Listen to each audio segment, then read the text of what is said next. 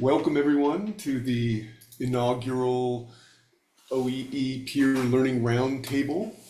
We're excited to see folks, and we're going to share some information for about 25 or 30 minutes about the project and some of the resources, and then we will shift into discussion and opportunities for questions and so forth. Let's do some brief introductions of the presenters today. My name is Sam Donovan. I'm the Director of Outreach and Strategic Engagement at the BioQuest Curriculum Consortium. And I had a 20-year teaching career at the University of Pittsburgh in biology, and then sort of recommitted myself to education reform through BioQuest. Drew? Hello, I'm Drew Lamar. I'm the Director of Cyber Infrastructure for BioQuest Cubes. I am a Associate Professor in the Department of Biology at William & Mary. And I love to code and I love to do this stuff. So thanks for coming. Hi, everyone. I'm Deb Rook. I am the Deputy Director of BioQuest, and I also find this stuff very interesting, and I've worked in education reform for probably over 10 years, but I believe that the faculty are how we get through to our students. I'm always happy to help in that. Excellent. Thank you. Oops, pushing the wrong button here. So there we go. We are spending some time today introducing a research coordination network project that's recently been funded. And in this project, we're really focused on exploring the opportunities to cut across open science resources and practices and open education practices. And the goal behind this is to give students more authentic learning experiences, connect them to the kinds of resources that they'll be using in their careers and so forth, and really pushing a little bit on education reform by integrating some open science. Hopefully, by the end of the roundtable, you'll have a couple of these bullets under your belt so that you can continue to follow the project or participate in the project even better. And that's where we are headed. A little bit of background first from Deb. So just a little bit of background about who BioQuest is. So BioQuest is the main institution that is running the OEE, our Research Coordination Network. We have been around for 39 years tomorrow. Happy birthday, BioQuest. And our mission is a transformative, collaborative community empowering educators to drive innovation in STEM education for all students. And so we have been around for a while. We work in the professional development space, and we've also taken over the Cubes Hub, which is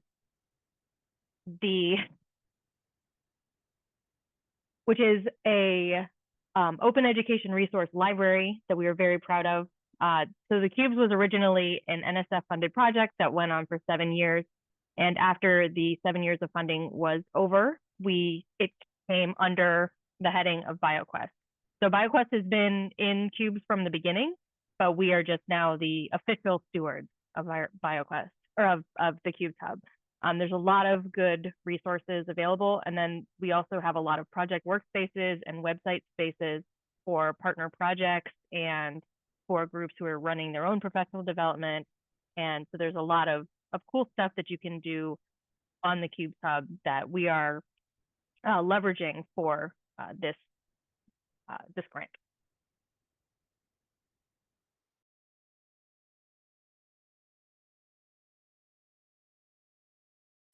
Sorry about that, we both clicked.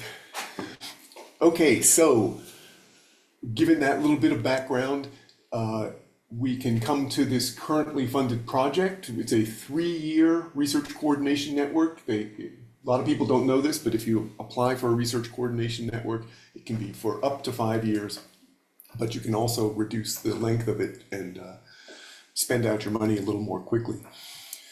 And really, the whole idea behind a research coordination network is to bring together communities that don't normally interact with one another and to explore an area that's emerging in science or science education.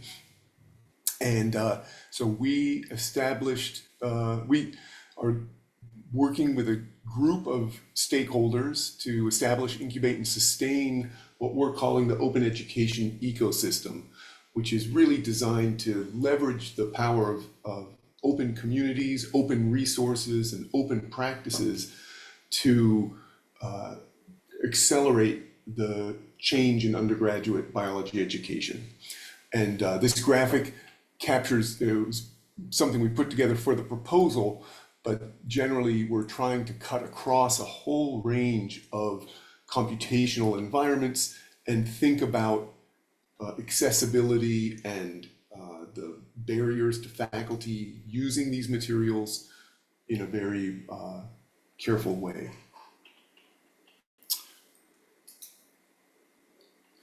So at the intersection of open science and open education means we need to think a little bit about what we mean by open science. And, you know, it is taking off, but it is still in its infancy in many ways. So some subdisciplines are way ahead of others in terms of the level of openness and the kinds of resources that are available. But broadly, there is a strong push from federal funding agencies to make resources available to other researchers and citizens. And the growth of data repositories and protocol repositories and open access to publications gives educators a huge set of resources to build their practice on. And similarly, open education is emerging and rapidly evolving. We tend to think of open education as things that are low or no cost, and that's true. It's based on the licensing that's done to allow people to reuse those materials and adapt them in some cases depending on the license. But open education is really much broader. It also involves open pedagogy and thinking about the integration of science education into community systems and applied learning spaces for students.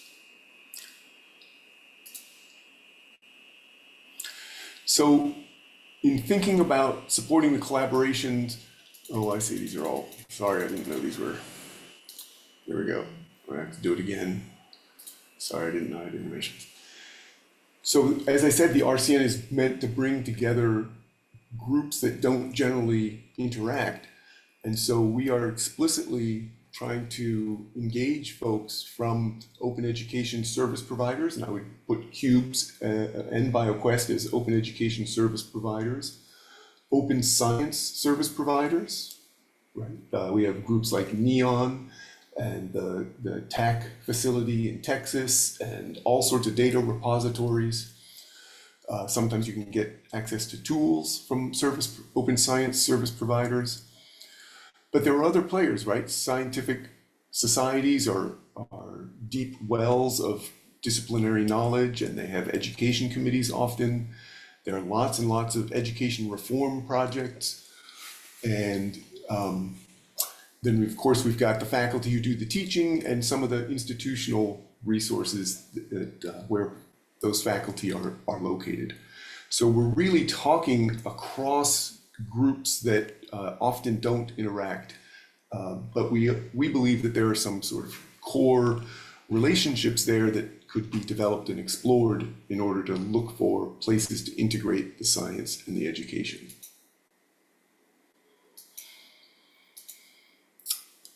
So if we're thinking about the overlap between open science and open education, there are lots of things already going on. It's just not always recognized, and sometimes people aren't thinking of it as leveraging an open science resource. And I should also say that the information goes both ways, right? So people are probably familiar with course-based undergraduate research experiences. Well, these are non-professionals who are actually often generating good data that is then published and analyzed. So it's not a one-way street, that the educators are taking the open science materials. Another example is citizen science projects, community-based participatory research things.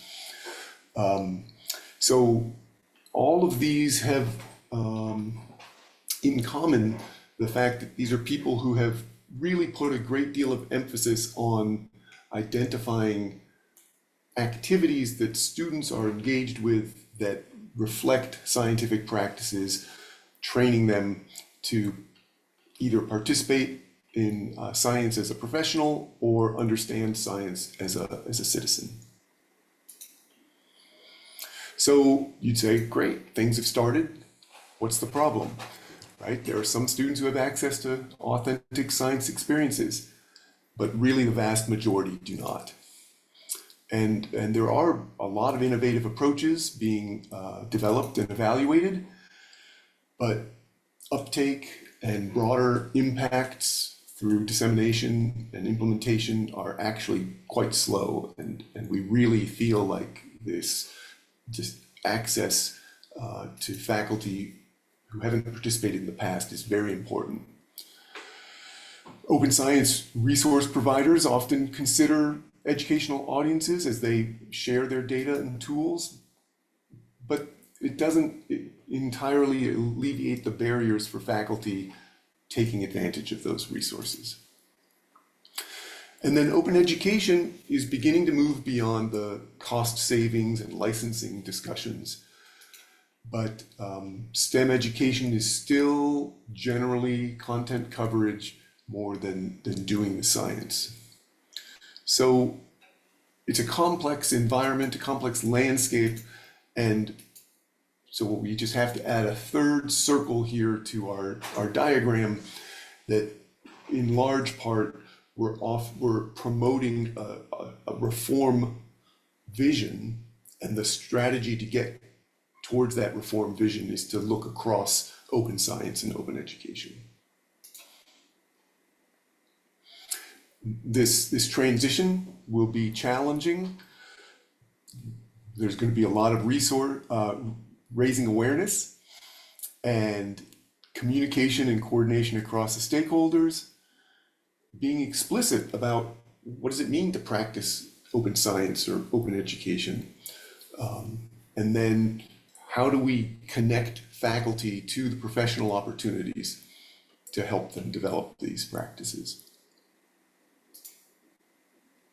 And I'm going to now pass it to Drew, who's going to give a little bit more on the technical side of some of the things that we're doing. Dan. So, I get very excited about the techie side of things. One of the, we've been talking a bit about some of the, what to consider, might call the social infrastructure part of this intersection of open science and open education. And that will be a big part of this grant.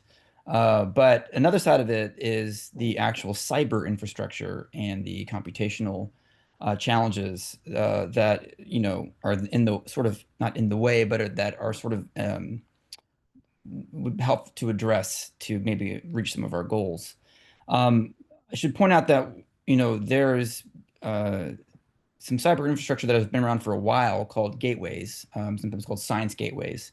That is a very open infrastructure, and they have been, as sort of the definition of a gateway, it's a community developed online environment that integrates access to shared resources, including software, data, collaboration tools, and high performance computing. So many of the things that you might, find in just science, but also in open science. And the idea is a lot of these science gateways make these things openly available to researchers and educators and students.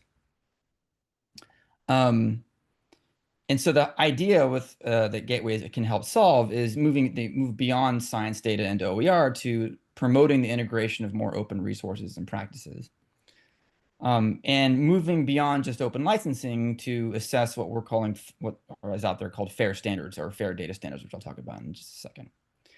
So there's a really important group that is sort of taking the lead with the gateway, science gateways, is SGX3, or the Science Gateways Community Institute. SGCI is another project associated with them. You can go to sciencegateways.org to get to see more about their activities. But I also included two pages from the wiki that is associated with the ROE community. And so what I can do is quickly show you what that looks like. What we're hoping to do, one of the products and activities of this RCN is to create sort of a knowledge-based article of the existing landscape out there of what's happening out there in open science, open education. Can y'all see the wiki? Great. And so this is sort of what the landing page looks like. And there's a bunch of indices and pages that we have. One of them is on Science Gateways. So we have a Science Gateway page, which is linked to on the slide. And it just gives you a little bit of background and examples of, what are science gateways and how are they used, and some examples of existing science gateways, and some of the challenges that they have in working in this space of giving access to open science tools and things like that. But there are a lot of other. This is gonna grow. Many of these pages will be helpful. If you don't know what a term means, you can go to it and get an idea about what we mean when we say certain things. But this, we hope to see this grow as this project continues. Okay, so let's get back. So Deb, can you reshare the slides again? I think I took the slides share away from you. I may have broke the sharing of the presentation. There you go. Okay, awesome. You're too good. Okay, great. And so, we're, partnering with some existing science gateways, such as Sam mentioned NEON earlier. I mentioned TAC. Cybers is another one, and NIH, National Library of Medicine. Lots more that we have that we're working with. Again, we're also, of course, partnering with SGX3, the umbrella organization overseeing a lot of these science gateways. Overseeing, I don't mean they're in charge, but they are there to help a lot of science gateways to navigate the space. And one of the things that in the open science space that I think we're really kind of looking to guide us in some of our thinking are what are called the FAIR data principles. If you're unfamiliar with FAIR, it's the F stands for findable, which is sort of asking, is the data easy to find for both humans and computers? And by data, a lot of times we're thinking scientific data when these things are put together. But I'm also thinking about education data, even OER in my mind fits into this. And that's part of what this, the OEE RCN is going to look into, is how this ties into the education landscape. The other part of FAIR is A for accessible, which refers to, how can the data be accessed, possibly including authentication and authorization. I is interoperable. Is the data integrated with other data, applications, and/or workflows for analysis, storage, and processing? And R is reusable. Is the data well described for reusability and/or management for different settings? On the other side, in the education space, we have a very commonly looked at or known about cycle called the OER life cycle for open education resources. And this is the cycle of, finding resources, adapting them for your classroom use, using them in the classroom, which, might require refining that resource. And then hopefully you want to complete the cycle. If you've made any modifications for your use case, you want to share that back out so that other instructors can find that modified resource. And so this is a pretty somewhat well-known life cycle within the education space. And so, we're kind of, I would say, interested in how this OER lifecycle and the FAIR data practices, how do they interact? How do they relate to one another? How can each of them strengthen the other, right? That's part of one of the things that we'll be looking at in this RCN. There are many technical challenges. In particular, in this RCN, we're really wanting to look at the connecting sort of the education service providers to the science service providers. And that what that requires is some sort of communication and interoperability. So how do we coordinate or automate interactions between education service providers and research service providers? This very much addresses the I in the FAIR data principles, which is the interoperability aspect of things. And so, you know, there's already a lot of work being done connecting existing education repositories to one another. And there's a lot of work being done to share data across science service providers. But what about the integration between the two? What about if you're an educator that's wanting to do more authentic science in the classroom, but you don't know about all the open source science stuff that's out there, right? So tight integration should lower the barriers to adoption and support sustainability. So this is just showing that open products that we're hope to create, for example, OER. If you want to do OER that does authentic science, you need to have a tight integration with the data that is out there and the science tools that are out there. So all the parts are moving, but we want to make sure that they're coordinated and moving in the same manner. Okay, passing back off to Sam, I think, or is it Deb? Someone take over. Nope, that would be me. Great.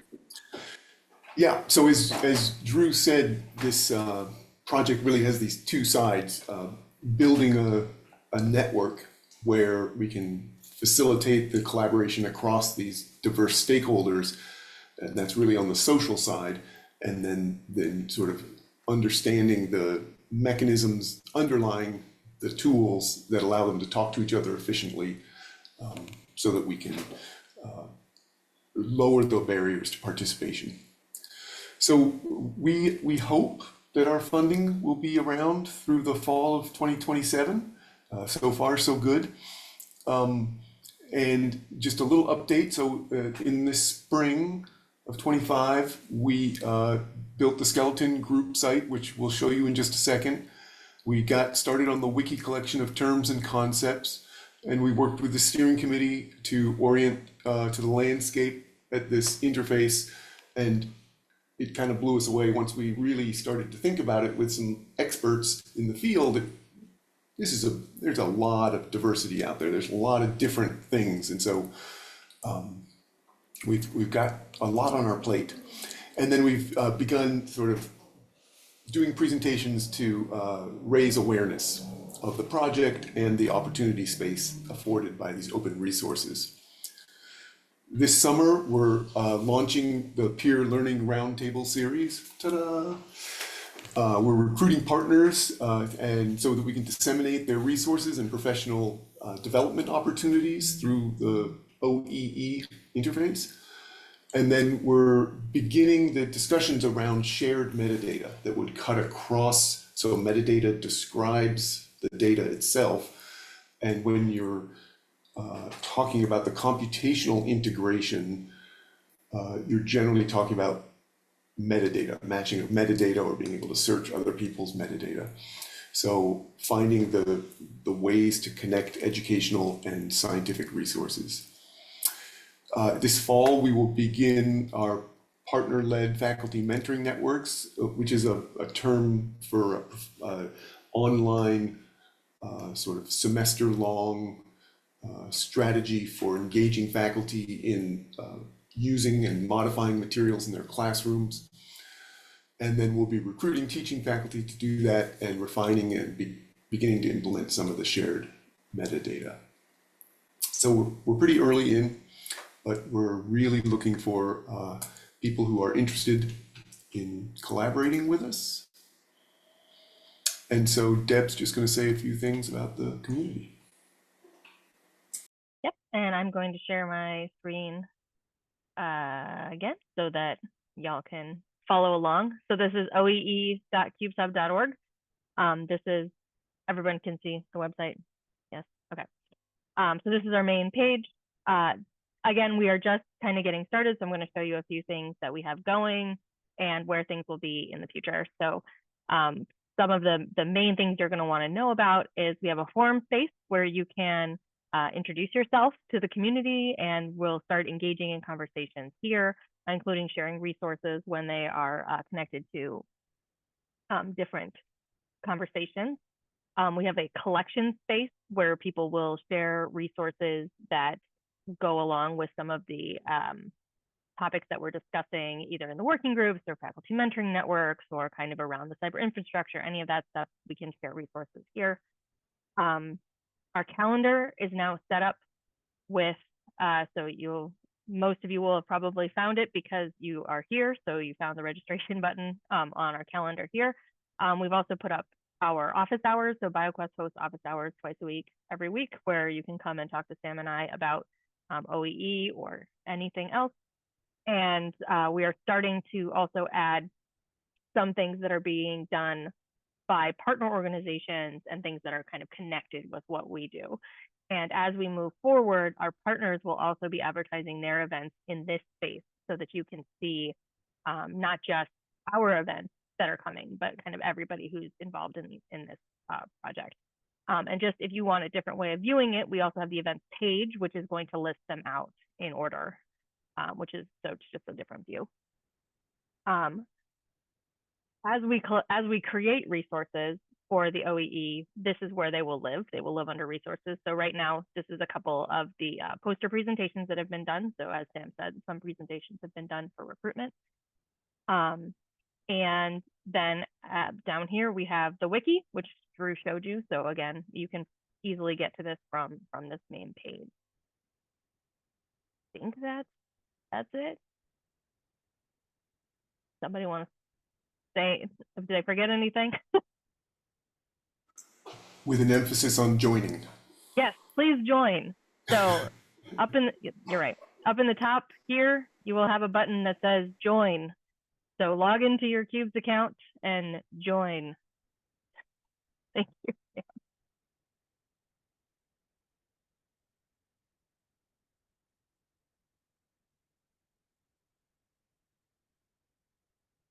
Sorry. The slide looks very much like the website, so it's hard to find it quickly for the sharing.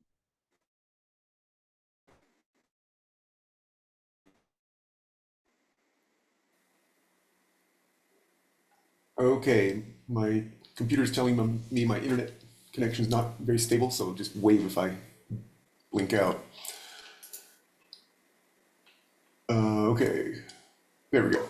So we really feel like this is a great opportunity to teach people about open ethos and how to participate in open communities and how to bridge open science with open education to really begin to change the culture of undergraduate biology education. This grant focuses primarily on biology and adjacent disciplines, but we really feel these discussions need to happen across undergraduate STEM education. And then we gave you a very brief intro to some of the technical and social challenges involved in promoting these resources in both directions, right? That open science is open to educators and educators know how to access the open science. And the other takeaway is that we are looking for participation and contributions, and we feel like this would be a nice way for people to establish a little bit of a professional identity in an area that hopefully also impacts their teaching and maybe even their research.